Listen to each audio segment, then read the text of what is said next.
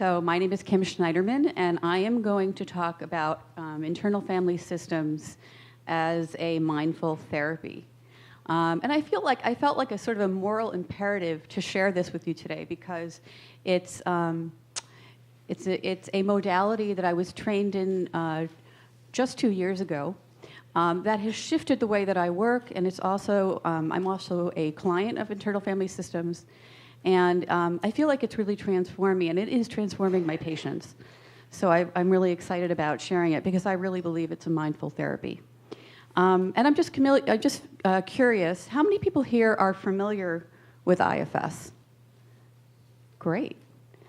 How many people are trained and practice IFS? Okay, Bob, I know you're here.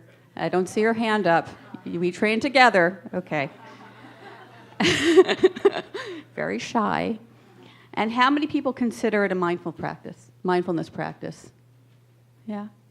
Okay, great. So we're on the same page. So first I'm going to explain what IFS is for those of you who don't understand, and then I'm going to talk to you about why it's a mindfulness practice and how I use it as a mindfulness practice. So here's just a brief history. IFS is a model of therapy that was created by Richard Schwartz. He was a family therapist, and he was working with eating disorders. And as he was working with eating disorder clients, he noticed that they would talk about different parts of themselves as if they were almost different family members. And they behaved a lot like family members. They were polarizing and protecting and aligning. And so he decided to use some of his family systems theory on working with people's internal families. And voila, we have internal family systems. So IFS views consciousness as an ecology of discrete parts that are all held in the body. And each of these parts has gifts, and each wants to and is designed to help. The problem is that life experiences force these parts out of their natural roles, and they reorganize in unhealthy ways.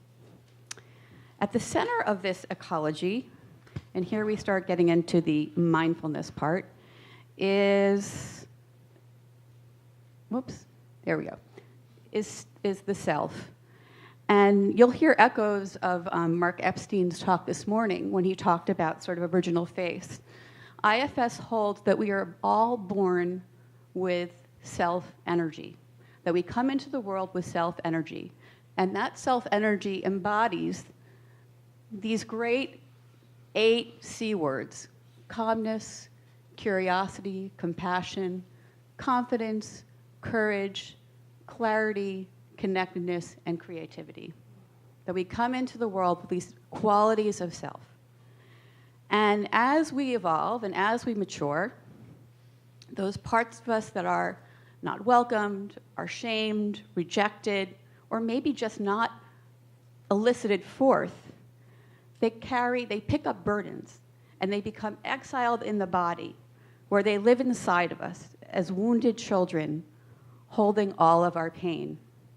And because they're so vulnerable, they need protective parts to help them survive. Okay, I like visuals, so here we are. And by the way, these illustrations that you'll see, they're from a book called Parts Illustrated, Parts and Illustrated Guide. So these very, very vulnerable exiles need protective parts to help them survive. And generally, these parts are managers, which are the proactive parts. And an example of a manager might be a taskmaster that might want to get very good grades to be loved. It might be, and actually an anxious part is actually considered a manager because it's on the watch. It's a watchful part, right? Trying to control everything, make sure that there's no surprises. So those are managers, and the other kind of parts are firefighters, which are the reactive parts. So if the managers can't get when the little one gets stirred up, if the managers can't get them to calm down by doing things, then the firefighters help them check out through drugs, alcohol, sex, Netflix binges, what have you, right? So those are how the managers and firefighters work. And as the child matures, these parts still remain stuck in the past, right? They don't know that the child has grown up. So IFS then becomes a process of subtraction. It becomes one of tending and befriending the protective parts, convincing them to step back so that the healing work can happen between the client's natural self-energy, and this is where mindfulness comes in, and the very vulnerable, wounded exile, right? So it's actually working with those primitive agonies, I think is what Mark Epstein used to describe it. I think he was quoting Winnicott.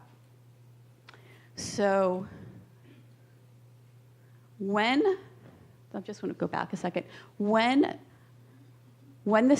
things are sort of moving, right, moving well, the self is a conductor of an orchestra of parts, and it can cue whatever part it needs, right, in order to function, right? I needed to cue my expert IFS part today in order to do this presentation, right?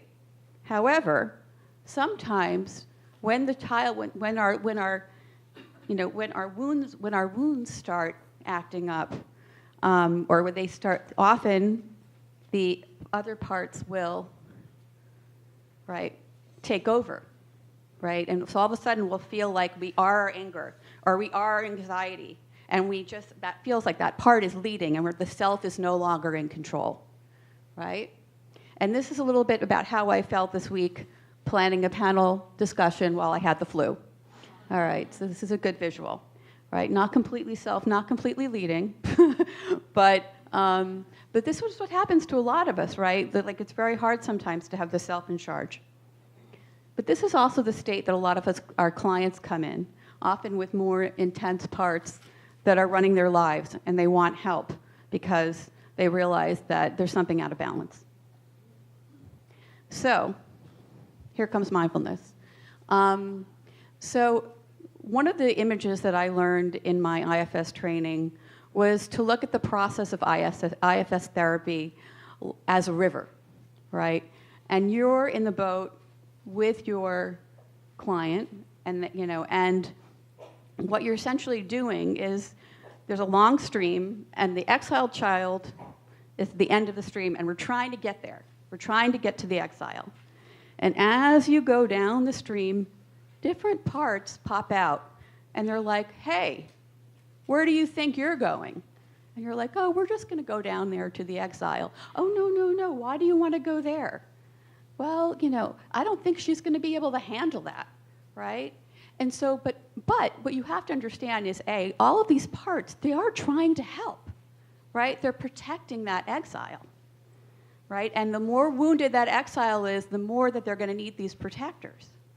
So you're working with the client to help, first of all, to help them say, wow, you really, and this is a little bit, reminds me always of Rumi's poem, The Guest House, because there's very much a part of IFS that holds that all parts are welcome, right? So here it's like, oh, well, one of the first steps of IFS is really befriending these protectors and trying to understand what they're concerned about, right? What are you concerned? What happened if we go down there, right? And you're working with them. And in order to do that work, you need mindfulness, right? So I like to think of sort of the boat being the container of therapy, of the therapeutic relationship, and the river being mindfulness. Okay. So what that looks like, I actually asked to speak after Charlotte because she is actually my focusing teacher, and she's wonderful, as you can tell. So there is many different ways of working with IFS as there is with focusing. I wanted to talk about insight because it's the one that kind of looks most like a meditation when you're doing it in a session. So what will happen is somebody will come in and we'll be talking, and we'll be looking for what's called trailheads. And it might sound like there's a part of me that wants to break up with my boyfriend and there's a part of me that doesn't. or there's a part of me that's really, really anxious about speaking today, right? And so I'll ask them, I'll be like, okay, are you curious? Would you like to explore that a little bit? So we always ask permission. So then I'll have them close their eyes, and I'll ask them to just gently sense into that something inside them that's anxious. That's something inside them. And that's using that felt sense language. And that something word, by the way, comes from Ann Weiser Cornell, who is a focusing leader. So can you sense into that something inside of you that's feeling anxious? And I'll have them focus on it, keep it company, and I'll sort of flesh it out a little, maybe describe it. But this is where IFS sort of departs from focusing, and where it becomes a little bit more, I guess I would say, directive, as opposed to some of the sort of like what Mark Epstein was talking about in terms of his way of working with patients. You actually start asking the client, how do you feel? Okay, you've had a part, how do you feel towards this part, right? I have a part, I know there's an anxious part, oh my God, I don't like it, right? I don't like it. It's bad to have anxiety. So what I'll start doing is I'll start pointing, okay, so notice that as you start to focus on this anxious part, there's another part that jumps up that doesn't like it, right? And then another part might jump up and be like, shaming that part for feeling bad that they have anxiety, right? There's often many parts.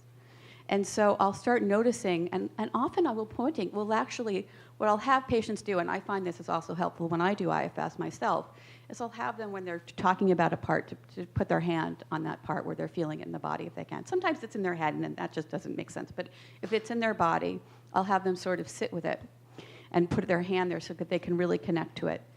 And so what we're doing is we'll start asking these protective parts, why are you doing, and then I'll ask them, float the question to the part. Ask them, why are they doing what they're doing? What are they concerned would happen if they step back? And often I'll say, just float the question to the part and wait for the response. Right? So and oftentimes somebody, and especially a lot of people like me and people that have these analytical parts, will have these very sophisticated reasons about why the part's doing what it's doing. And I'll be like, oh, it sounds like there's an analytical part that also would like to help. Why don't we ask that part? Why don't we check that out and resonate? This is where focusing comes in, and sense into whether that idea resonates with this part that you're feeling, right? And so ultimately, we are trying to get finding the parts in the body, focusing on the felt sense of the part. Right? Okay, so what we're trying to do is facilitate a relationship with the protector, in order to get them, to convince them that it's safe enough for them to step back, because we can actually, and this was called hope merchanting. I can't remember. No, I did not do that. Hope merchanting, which is about convincing the protectors that it's in their best interest to step back, because the person is no longer a child, and that self-energy that they have can heal that little inner wounded child. And so what I'm doing often, the process as I think I wanted to say that this sense of unblending, of asking how you feel towards something, it helps when a person's feeling like they are the part, like I am this part. By asking them how you feel towards it, it helps create a separation, right? A space between the self and that part, to start getting really curious about it. And once you can get those protective parts to step back and convince them that, you know what, we can actually heal. We can actually heal that little girl. You know, that one you're protecting for the last 40 years? We can actually heal her now. And would you be interested in that? Because I imagine you're working really hard and you've witnessed a lot of things that make you feel like it's really important for you to stay right here protecting her. But what if I told you that she's not 12 anymore, and that we can go in and we can actually heal her? Would you be willing? And so sometimes we'll ask them, those parts, just to sit to the side. Right? Just, you can sit and watch. And if you want to jump in, just let us know. But just make sure that you just announce yourself. And so once these parts have stepped back, that's where it begins to feel really, really, really mindful, and it goes really, really, really slow. Because once you're going down that river and you're getting to that exile, you know, that exile may be terrified that you're coming. You know, it might not know who you are. What are you doing here? It may need a lot of space, or it might want to run close. And what you have to do is sort of attune yourself to the energy of the exile so that you know how fast to go, to where it's holding. And that's where the therapist's mindfulness is also really important, because as I'm doing this work, I'm attuning to where the client is.